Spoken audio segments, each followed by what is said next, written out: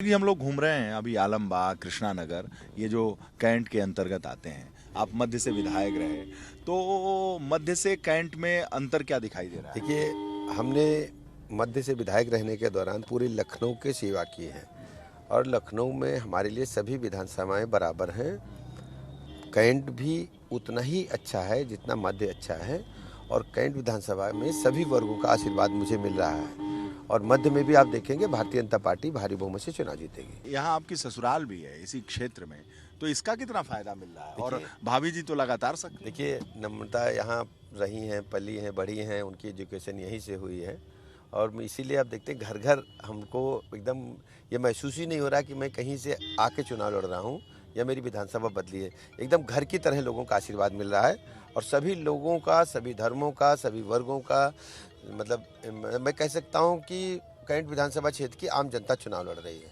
आर्थिक रूप से बहुत संपन्नता नहीं रही। नहीं, हमारे पिताजी किसान थे और वो मतलब धीरे धीरे करके हम लोग बढ़ गए और शुरुआत में कोई अभिभावक नहीं चाहता है कि उसका लड़का नेता बने, लेकिन बाबूजी जब हम लोग सफल हो गए तो बाबूजी ने आशीर्वाद दिया और आज तक उन्हीं का बाबूजी का और माताजी का आशीर्वाद मेरे साथ है।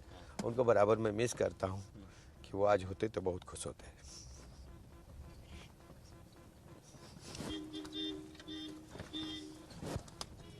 माँ बाप के आशीर्वाद से ही एक बड़ा। आप हमेशा माताजी और पिताजी के साथ रहते थे, मैंने देखा है। माताजी मेरे साथ रहते थे, बड़ा लगाव था एक माता पिताजी दोनों बहुत मुझे लाइक करते।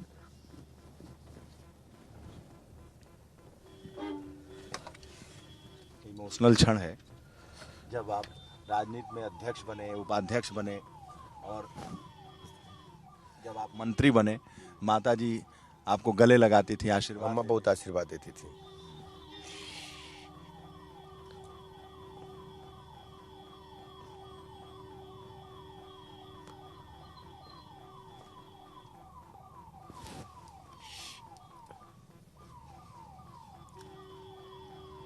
अम्मा चाहती थी कि हम जो है बहुत आराम से रहें।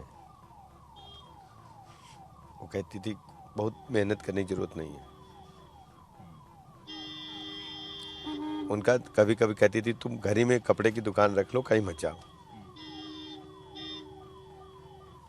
आपको इस तरह से देखती थी। हाँ, दिन दिन भर गायब, सवेरे रात में सोने खाने पीने। पहले परेशान रहती थी, फिर उन्होंने स्वीकार कर लिया कि लड़का अच्छा काम कर रहा है, बराबर मेरी मदद करती थी। कभी कभी पिताजी से छुपा करके भी पैसे देती थी मुझे।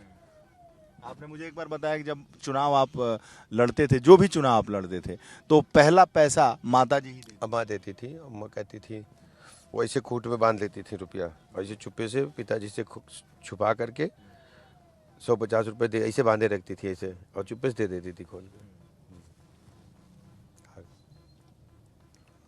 चलिए, तो हम लोग दूसरी जगह पहुंच गए।